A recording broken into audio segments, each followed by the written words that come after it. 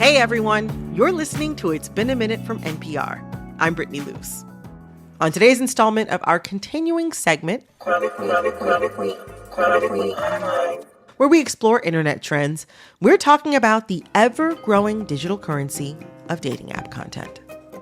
Now, I've been online a long time, and as an OG Black Twitter member, I am no stranger to the $200 date conversations. But this is different. A couple weeks ago, a text exchange between two people who seemingly had some interest in each other went viral. The inciting incident? An ice cream date. A 26-year-old woman turned on a date with a man because he asked her on an ice cream date, which she says is the absolute bare minimum. In my opinion, guys who do ice cream dates and or coffee dates are usually not really sure how they actually feel about you. 26-year-old Mel, if I transported myself back there, I wouldn't be that. That's harsh and rude and all kinds of terrible. I would never do that, but I'd be thinking it. She seems like maybe you shouldn't date her. She seems like not a fun time. The ire this screenshot inspired launched TikToks, tweets, and subtweets about what constitutes a real first date, who is or isn't a pick-me, and who does or does not have high expectations. Suffice it to say, it went nuclear. What did you think when you saw that text exchange? You know, reading it back now, I'm struck by the fact that she said it would be a waste of time because you'd still be getting ice cream. How's that a waste? Right. This is Miles Klee, a Rolling Stone culture reporter who picked up on this new dating screenshot trend. It's one thing if you have that exchange in your own private life, but to kind of lay out this prescriptive ideal for everyone else that it's not enough that you don't go on ice cream dates. It's kind of suggesting that nobody should be going on ice cream dates ever, under any circumstances. In the back of my mind, it's like a little bit of internet brain got me where I'm like, I would accept an ice cream date. Does this mean I'm a low-value woman? Am I selling myself You're lowering your standards. The ice cream date fiasco is not an isolated incident. It's become a pretty normal thing for people to submit their mundane private exchanges into the court of public opinion. And while I'm loving the mess, I couldn't help but wonder, how healthy can this be for the dating pool? Today, we're going to explore what happens when dating becomes content. Miles, welcome to It's Been a Minute. Thank you for having me. My pleasure, my pleasure. I'm really excited to talk about what we're going to talk about today because this stuff is on my mind every day. The ice cream date is not the only instance of a time when a dating screenshot went viral. There have been so many, but is there any one specific instance that you find particularly notable? One of these viral screenshots was a young woman who listed all the places she's traveled around the world, very well-traveled woman, Yes. And asked the guy, you know, where have you been?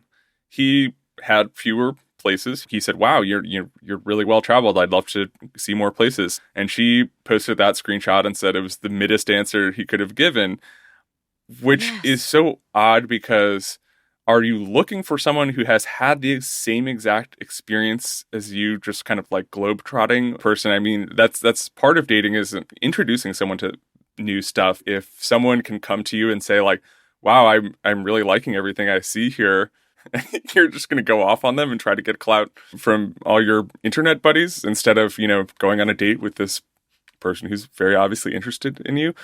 That speaks to a sort of immaturity and a sort of disinterest in actual romance, because if you can't kind of take the compliment, that's maybe the lowest baseline for getting out there. It's like, if you're not going to accept something nice, wow, I don't think you're ready for love. In some instances, it's like, I can understand why somebody might share a screenshot because, whoa, this terrible thing happened to me. Like, look out for this person. They're really mean. But on the other hand, though, like there are lots of innocuous conversations that get shared online all of the time. And I don't know, it kind of feels like part of what's motivating posting screenshots is that people want to make it clear that they're like a part of the dating pool. But the thing is, though, is like there used to be other ways of doing that other than posting screenshots. You know, when I was dating 8, 10, 12 years ago, we would post thirst traps, or we would post cryptic photos from like a cool activity or from like a vacation, you know, that you wanted to seem like, oh, is this romantic? Maybe, maybe not. Like, are there 2 glasses of champagne on this table? Maybe, maybe not. There are things that we would do for attention that weren't this. A little sense of mystery, please. Yeah. I'm like, what happened? I don't know. There are toxic people on the app, but there is this feeling of needing to be perceived as like persecuted and victimized by being on the apps in the first place.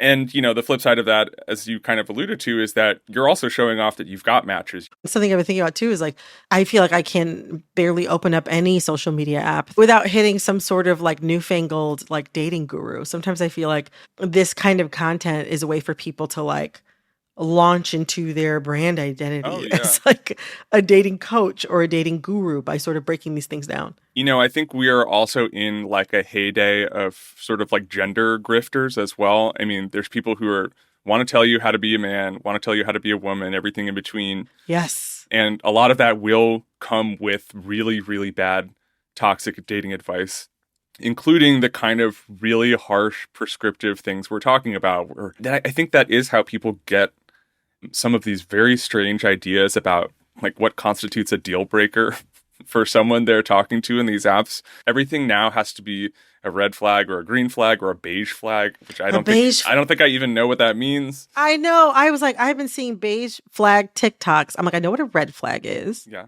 Not good. I know what a green flag is. Good. What does that mean? What's going on? I'm guessing it's just something where you don't know if it's good or bad. And that just seems like, like, so we're finally acknowledging that like people can be like ambiguous and complicated, and like somehow the flag system has finally gotten around to that. Like adjusting for like humanity, the flag system is evolving. But I mean, even like zooming out, like dating apps have been around for a minute. Like screenshots have been around for a minute. What's happening in the culture that's making it so we're seeing this like stream of dating screenshots like in this moment, like so recently? I think the competition for attention is getting a little bit more severe. We have this fracturing of social media platforms. I think there are people who are trying to figure out how to post on 3 to 5 to 7 different platforms every day. And you run out of content, right? Like what we're seeing here is people harvesting this stuff for content. They need it to fill up their timelines. They need the engagement. They need the dopamine hit of your friend liking that you were kind of mean about this other person who tried to connect with you on a dating app. And it's funny that, just one of these kind of ill-advised posts can set off an entire day of nothing but references to this one thing, people can't believe that you would be so petty and just kind of like rancid in your personal interactions with someone you don't even know. One of the things we've been thinking about in reading these screenshots is like people are definitely looking to find someone that they're aligned with, but more so someone that they share preferences with. I met my husband online and we were an 88% match on OkCupid. I went through this phase where I was like, I only want to go out with people who are I'm a 90% match or more, because I was just meeting people that I was like, what the hell is this? Like, please get me out of here. It was almost like we were so much alike. I was disgusted. I was like, you were too much like not working. Even the way that these apps kind of determine what a true match is can be complicated. It's, normally based on like, do you share interests? Do you share preferences? Occupation, like do those feel related, or like you might be able to understand each other? But we know that that's not always how things pan out in the real world. Yeah, I think the preferences thing is real, because when you're on a dating app, you could ultimately be basing your decisions off of, do they like all the same movies as me? Like, why would you deny yourself sort of the opportunity to combine experience and knowledge and favorite things? You're not supposed to just be like a one-to-one match in that way. To kind of take that idea further, some philosophers think that as society has gotten more narcissistic, we're more interested in ourselves and our experiences and our projections of ourselves on other people, which in that context, it's even harder to date or see other people as three-dimensional individuals rather than opportunities for you to reflect on yourself. What do you think of that? Yeah, I mean, the phone, let's be honest, it's the black mirror. Like, you're looking in it, and the phone is actually, what you see on there is really a reflection of yourself. It's your tastes, it's what you're following, what you're looking at. When you're on the dating app, I think there is a really nasty trap you can fall into, which is just thinking the person on the other end basically isn't real. Because this is your phone, it's your app, it's everything that you're seeing is a reflection of you, right? And so that's why I think people also get annoyed. If there's someone they don't like on the app, maybe they make a corny joke or there's just a pickup line they don't like, it feels like an attack on them because, hey, this is my phone. I'm supposed to be getting everything I want out of my phone, and you are giving me like a less than satisfactory answer. It becomes sort of, these people are sort of invading your sacred phone space with their frustrating flirtations. But I wonder though, like, I don't know, like some part of dating, I feel like has always though been about wanting to see a positive reflection of yourself in another person. Like, I mean, even think about like, you know, the trophy wife who can affirm your sexiness or virility as a man, or the high value man, you know what I'm saying? Like the tall, rich guy with a fast car and a six pack who by standing at your side affirms your worth. Like those are also two sort of dating tropes or ideas about dating that existed long before the smartphone oasis. Yeah, and we've always wanted the other person to be able to read our mind, right? I think the apps, you know, they didn't invent the dynamic as you're pointing out, but they might accelerate it and they make it a much more mechanical procedure. You are talking about setting a radius of 5 miles or whatever it is and automatically cycling through every available person in this region.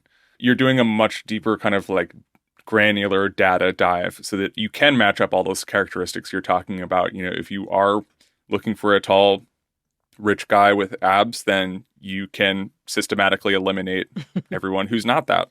I mean, gosh, sorry, just thinking about that. You can systematically eliminate everybody who's not that, but it seems like it might be a very limiting way to go about dating. A lot of these people, you point out that they're hoping to win at something. What is the competition that these people are trying to win? If the result is not companionship, what are they trying to win? Yeah, I think there is an insecurity sometimes that comes with being single. When you're out there mixing it up with other single people, there might be the compulsion to prove that you're just a temporarily kind of randomly single person and it doesn't reflect anything bad about you. But all the other single people, there's something wrong with them. It's a bit of there not being any poor Americans. There's just temporarily embarrassed millionaires, you know. You know, I actually would be rich. I actually would be in a relationship. But all of you are too stupid and annoying. Right. That's really the problem. There's nothing for me to work You're with. You're giving nothing. Right. And I'm a catch, but why should I settle for you? My gosh. Anybody out there that's dealing with all this strange dating discourse and who's really in it right now, you have my support. Miles, thank you so much for coming on the show. It was so great to have you. Oh, my pleasure. Thanks. That was Rolling Stone culture reporter Miles Klee. His article is titled, How Cringe Screenshots Killed Dating Apps. You know, all this talk about dating makes me think we're missing a certain columnist who could set us all straight. Carrie Bradshaw. Sex and the City was the dating Bible in the 90s and early 2000s. And now we have the sequel series, and Just Like That. But it's missing that same charm. Coming up, Vox senior correspondent Alex Abad-Santos joins us to talk about all things and Just Like That.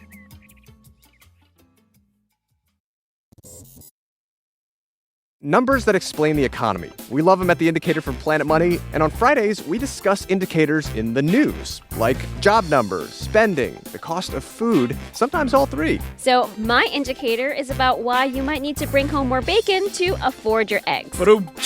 I'll be here all week. Wrap up your week and listen to The Indicator podcast from NPR. A warning to listeners, this segment contains vulgar language and frank mentions of sex and sexuality. This is a galaxy brain theory, but I think the whole idea of like brunch, going to brunch and being silly with your friends, talking about the filthiest things possible, that is Sex and the City. That is the impact of the show. 100% agree. We're discussing one of the most culturally important shows to ever air on television, HBO's Sex and the City. It was a groundbreaking series that showed what an aspirational life could look like for women in their 30s and 40s, whether they married and had kids or not. Vox senior correspondent Alex Abad-Santos remembers how the characters became cultural shorthands. There was a time when people were like, oh, I'm a Miranda, or I'm a Charlotte, or I'm a Samantha, and I'm a Carrie. And what would happen is, like, it gave people, men and women, though specifically I would say women and gay men, it gave us a way to talk about the qualities we love about ourselves and the qualities we hate about ourselves, and like in a way that was really kind of beautiful. And of course, Sex and the City wasn't the end of their story, because now we have the sequel series called And Just Like That. If you go to a normal person who's never seen this show and you say like, okay, and you explain like the latest plotline that is happening, it's like you're speaking in tongues. Like it's like you're creating sentences and the words like in that combination make no sense whatsoever. But let me tell you, I am transfixed by its nonsense. We're now partway through season 2, and I never, ever miss an episode. And ultimately, Alex says it still has poignant things to say about life for women in their 50s. Alex, welcome back to It's Been a Minute. Hey, thanks for having me. I'm glad to be back. Just to start off, first question, what do you think of this season of And Just Like That so far? I think that this season of And Just Like That is 1, extremely good, 2, extremely wild. Like, and it's just like, I think it's good. Is it going to win a Peabody Award? Is it going to win all the? No, but it's fun. It's a little like junk food, right? Like it's like, junk food isn't good. It's not going to win like Michelin stars, but you're just like, sometimes you just want like a Big Mac, or sometimes you just want chicken nuggets. And they taste good. Yeah. They taste good. What's a moment from this season where you screamed the most at the TV? Gosh, how do I even explain this? So Anthony, who is a kind of side character, is running this business where he is basically having hot men deliver bread, right? And so the conflict happens when it's revealed that all of the people that Anthony has hired are on HGH and steroids. That better be insulin. It's HGH. My calves are underperforming. I mean, look at these guys. And Anthony wants to run a clean company. Anyway, through Charlotte, they find this random Italian-American man who is like writing love poems. Buongiorno. Would you like a love poem? Oh, is that a real Italian accent? Yes. Why would it not be real? And he's just like, he's so hot. And Charlotte's like, hire him. And then they hire him. And then so he has an appearance on the Drew Barrymore show. What happens in the Drew Barrymore show is that this man's junk in the little Anthony outfit that he gives them is too distracting that even Drew Barrymore is talking about the baguette. But it's not the baguettes that Anthony is making. Or I guess it's ciabatta if you're Italian. Giuseppe!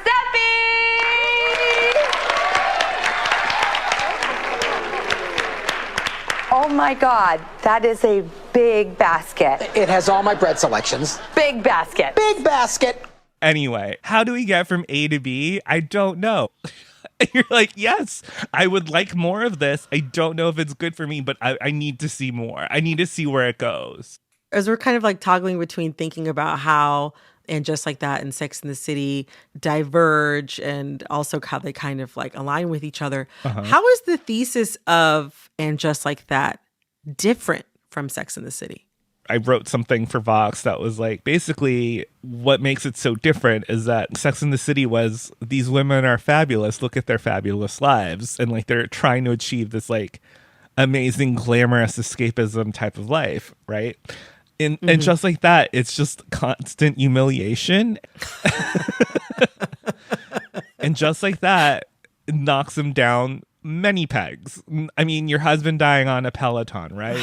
Carrie has a hip replacement, and then Carrie has to watch her friend have sex, basically, like in some kind of weird, like mind-locked like state while she has to with pee her coworker while she has to pee in a bottle. And it's just like, okay, well, I thought the humiliations were over in your 20s or your 30s, but actually they keep going. And it's just like, maybe life is just full of humiliation and learning to laugh at yourself. Well, also too, now that you mention it, like dating and trying to find a partner were like the source of the humiliation in Sex and the City. Right. Like, okay, like we all have to deal with humiliation, but it's to get the guy in the end. Right. And so in the end, when you get the guy, then bing, bam, boom. It's kind of like going through puberty or something like that. Right. Once you sort of achieve, the final stage, you finally like left the indignity of dating behind. You don't have to deal with the humiliation of everyday life. But with And Just Like That, you can still get period on your white jeans. As with Charlotte in the first season, there are all sorts of humiliations that have nothing to do with dating. But it's also, there's also the aspect of just like life goes on. Okay, so at the end of the first Sex and the City movie, because we do not talk about the second one is not canon for me.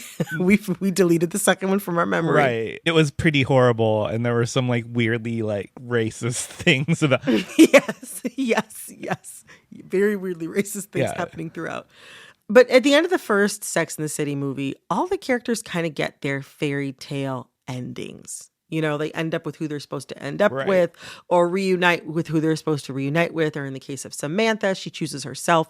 And a lot of people were mad that at the start of And Just Like That, some of these endings, like these happy endings from the film, got blown up. But I wonder, like, could there be something important about negating Sex and the City's, like, sort of like tied up in a bow happy ending? Yes. So I think that when you think about Sex and the City, one of the big things in Sex and the City is that season after season, we get this kind of message that these women are each other's soulmates. And this friendship that they have is so much more powerful than any romantic relationship that they have, right? It's just like this beautiful story of friendship. And it's just like Charlotte has a bad marriage. Miranda breaks up with Steve and all this stuff that happens. And it's like you go through a cancer scare. And it's like the only people that will understand Carrie, Miranda, Samantha, and Charlotte are each other. And so I think when you have the end of Sex and the City and they're all happy with men, you're just like, well, what? You're like, there's even lines that are like, what if we were each other's soulmates? Maybe we could be each other's soulmates. And then we could let men be just these great, nice guys to have fun with. That's revolutionary, right? Like you can even look back at like Little Women, right? Like Little Women is kind of Sex and the City. It's like you have these four sisters and it's this whole story about like how much they love each other and this bond that can't be broken. And then at the end, you're like, well, why are they all married to guys? Except for Beth, who probably got off the easiest because she doesn't have to marry like a disappointing man. But because she dies. Right. You're like, WTF, if we have this whole story about how important it is to be bonded with women, why did they have to be all married at the end? So I think part of me is like, yeah, blow it up and let's see where it goes. They blew it up. I don't know if every direction that they went in is my favorite, but no, that's a really good point. First of all, I had never even thought about Little Women and Sex and the City. I feel like a lot of people go back to like Mary Tyler Moore or Golden Girls, but like Little Women, throwback. Yeah, well, it's like, it's very strange that you have a show that basically is about female friendship. And then at the end of the show, I don't believe that they've been talking every week. I don't believe that they're going to the diner every week. I don't believe that they're having any more adventures together. And that's kind of sad. Now, I think about how the structure of And Just Like That has changed fundamentally from Sex and the City. Like, it's very different since Kim Cattrall, who played Samantha, left, because we don't have that same four character mix that was so iconic and played so well together. We also don't have the voiceovers. Carrie's not your narrator anymore. Right. We no longer have Carrie guiding us through the show. And before, we would only get a scene if it included one of the four main characters. Now, And Just Like That, with Samantha no longer being a character on the show, we're spending time with characters who are not the main characters, which is kind of interesting. But Sex and the City, you would never have a scene with like just Big or just Aiden doing something. But this season, there's like a few scenes that follow Che, who is Miranda's love interest, and they are one of the most annoying characters like ever to be on the Sex and the City galaxy. The show feels a little bit like it's lost some focus to me in that we're following some people like where I'm just like, are you even going to be here next season? Like, you know what I mean? Right. But I also think this happens with a lot of TV shows, and that especially comedy, is that they tend to show their age kind of fast. And so I think like what happened is like you have Sex and the City and it was revolutionary at the time. And then like as the years go on, it's like society catches up, right? And it's no longer as progressive. One of the things that happened with TV is that now you're just like, well, how are you painting a New York City with only these four women who are only friends with each other and only predominantly friends with white people.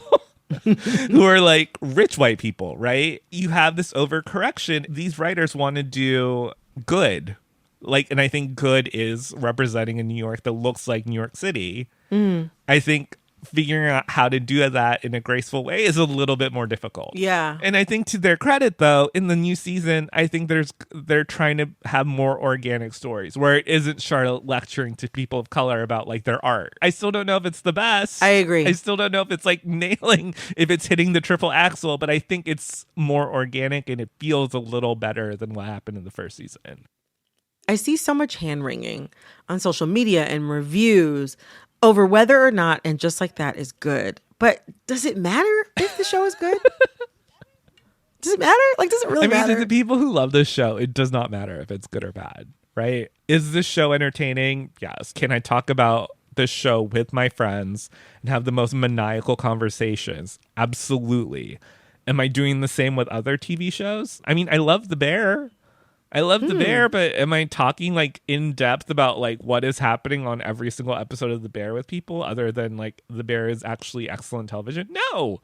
It's also funny because you're just like, this show is just basically fan service at this point. They brought back Carrie's Vivienne Westwood wedding dress, or they used the same set or the same kind of apartment from Miranda Priestley's apartment from Devil Wears Prada for Enid's apartment, who also works at Vogue.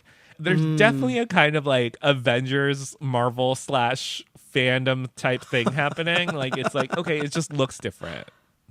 It's like, this is the Avengers of like rich white women, Sex and the City people. And it's just like funny how like much it ties back to the original. Alex, thank you so much. I was so glad we got to unpack this because I have been living, loving, laughing, and enjoying the show. But sometimes I have been so perplexed. In a strange way. In the strangest way. All right, do you have time to stick around for a game? Let's play the game. I'm here for the game. Coming up, which Sex and the City character is a shower beer? Stay with us.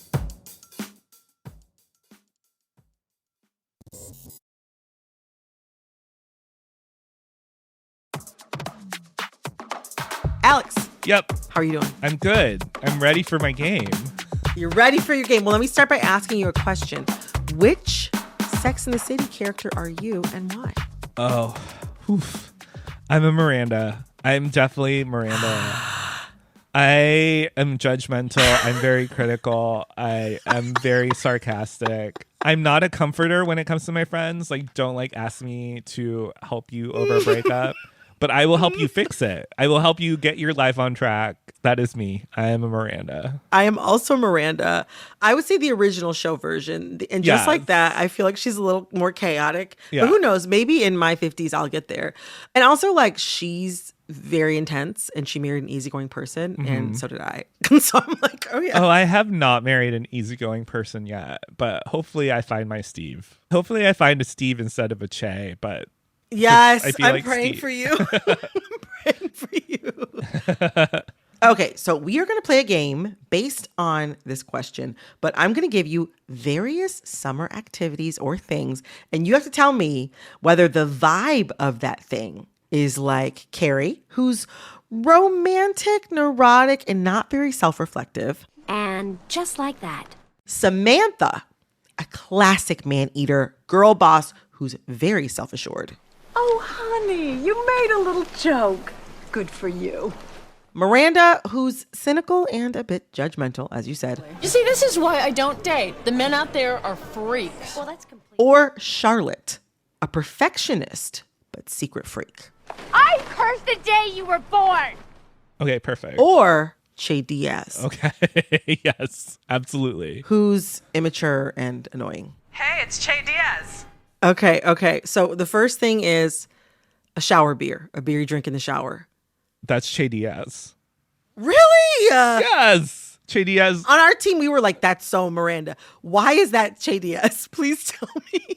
Che Diaz is cool, or quote unquote cool. Sure. And nothing is cooler, quote unquote cool, than like a shower beer. Like, Che Diaz would be like, hey dudes, I'm having a beer in the shower because we're party people. There is a whole scene of Che Diaz in their Hudson Yards apartment partying it up with various kind of cool kids. Like so late, like playing video games and smoking weed until like 3:30 in the morning. Yeah. Like beyond 3:30 in the morning. Too much. That is Yes. a person who has a shower beer. Wait, you said, who did you say? It was Miranda. You said it was Miranda. You know, Miranda is like a multitasker. And so I feel like Miranda is like, I'm going to pregame while I get ready. Okay. And I'm going to drink in the shower. She's like not too prissy for a shower. Like Charlotte wouldn't. I think Samantha would, but wouldn't make it. Like Samantha would in a pinch. Samantha is champagne in the shower. Oh, that is absolutely Right? true. Samantha is champagne in the shower. Wow. Starting off on a very controversial foot. Che Diaz is a shower beer. Shower beer is Che Diaz. Hey, it's Che Diaz. All right. Next activity, girl dinner. Who has that vibe? And for those who don't know, girl dinner is making the rounds on TikTok. It's essentially a group of snacks eaten as dinner for one. I think that is definitely Carrie. Carrie has a girl dinner. Agree, 150%. She doesn't cook. She doesn't cook. Also, she's talked about in secret single behavior. Carrie says that one of the things she loves to do is have saltines. I put grape jelly on them. I eat them standing up in the kitchen, reading fashion magazines. Why standing up? Oh, it's weird, but it just feels great. Yes! That is a girl dinner. That is a girl dinner. I feel like Charlotte would probably be reading about girl dinner though and be like, okay, maybe I'll try it. But then Charlotte would like have like the most pristine version of girl dinner ever. She like makes a charcuterie board that's good enough to sell. Right. That's Charlotte's girl dinner. Yeah. Miranda would be like, absolutely not. I need to eat. And then Samantha would be like, girl dinner? I need a woman dinner. Like, she's, you know what I mean? Yes. Sorry, that was the worst Samantha impersonation. I'm so sorry. So wow, girl dinner is Carrie. Yes. Girl dinner is a Carrie. I 100% agree. And just like that. The next thing, hot strike summer.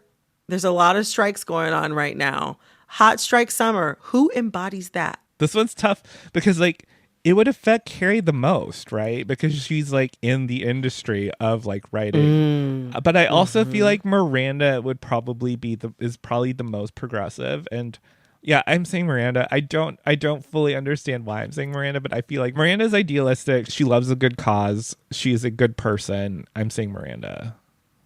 I could see that. Miranda is like a lawyer, and I feel like, you know, now that she's like kind of done with her sort of like corporate law career, like she would want to do like pro bono work for Hot Strike Summer. Right. You know what I mean? Like she would be like hitting the streets. You see, this is why I don't date. The men out there are freaks.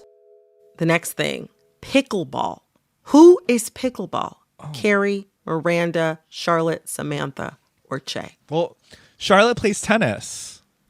So I would say Charlotte would probably be into pickleball the most. Agree. I could also see Charlotte taking like the opposite side. Like there is a very long history of Charlotte loving tennis. So I can see her being like, I tried pickleball, but actually tennis is the more beautiful sport. You know, the whole like dilemma of the pickleball is that they're using tennis courts.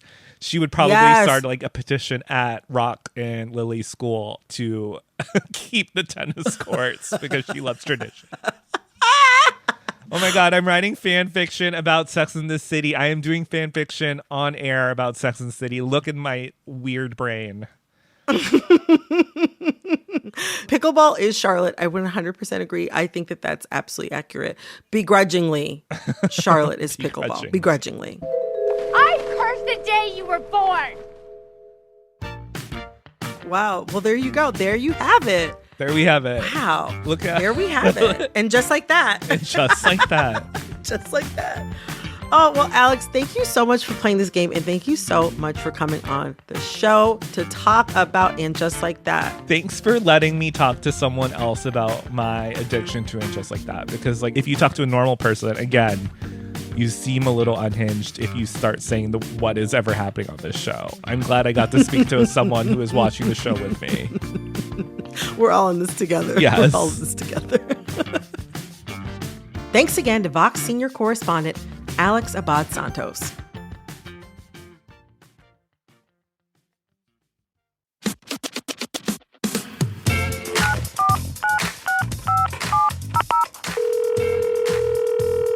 Hey, Brittany. Hey, Brittany. Hey, Brittany. Hey, Brittany. This is Jeremy from San Francisco. There's something I want to talk about. Aliens. First off, there's this whole, government hearing about it. Do they exist? Is it still speculation? And then on the other side of it, I had to scroll through the New York Times app for 20 seconds before I could find a headline. Why aren't we all freaking out together?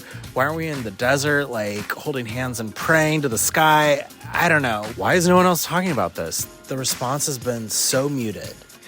Hi, Jeremy. Your question is on a lot of people's minds. This past week, there was a congressional hearing on the possible existence and United States government possession of UFOs. Testifying was this retired major named David Grush, who said that he knows the exact location of recovered UFOs and also, as he put it, non-human biologics, which, for those of you who are driving and cannot Google right now, means basically alien bodies or something thereabouts. But on Wednesday, the Defense Department issued a statement saying that the Pentagon's inquiries had not turned up any verifiable information to substantiate claims. At the end of the day, the aliens could be here. They might not be here. I am not the person who has that information. I don't have that kind of clearance. I don't know. I can't tell you. What I will say is that even the possibility that there are aliens among us, that the government has some knowledge of it, it's not stopping my bills. It's not stopping these deadlines I have for my job. It's not stopping my landlord from expecting my rent. It's not stopping anything. People are just tired. They have too many other things to worry about. Remember in the 90s, in Independence Day, when there were people gathered in every major city. They were gathered in front of the White House. They were gathered on top of buildings in LA. They were gathered in New York City. They had posters hoping the aliens, hey, what's up? We're trying to make peaceful contact or whatever. We all thought that when the aliens came, it was going to be this world-stopping event, okay? We thought that if there was going to be any sort of hint from anybody who had been in a government office that there were aliens among us, that it was just going to be world stop. Now, at this point, I feel like post-2020, with the past 3 to 4 years that we all have had, no, we all have to keep carrying on. We all have all these things that we have to do. If the aliens are here, they need to be threatening us in some meaningful way, or they need to be making our conditions materially better for us to pay attention. And to all of you listening, I want to know what you want to talk about too. Anything from the biggest pop culture story of the week to the newest bangers to the TV show everyone is talking about. If there's something everyone in your world is going on about, record a quick voice memo with your first name, location, and the topic, and send it to ibam@npr.org. That's IBAM@npr.org. I cannot wait to hear what you want to talk about. This episode of It's Been a Minute was produced by Barton Girdwood, Alexis Williams, Liam McBain, Corey Antonio Rose. Our editor is Jessica Plachek. Engineering support came from Stu Rushfield. Our executive producer is Verilyn Williams. Our VP of programming is Yolanda Sanguini. Our senior VP of programming is Anya Grundman. All right, that's all for this episode of It's Been a Minute from NPR. I'm Brittany Luse. Talk soon.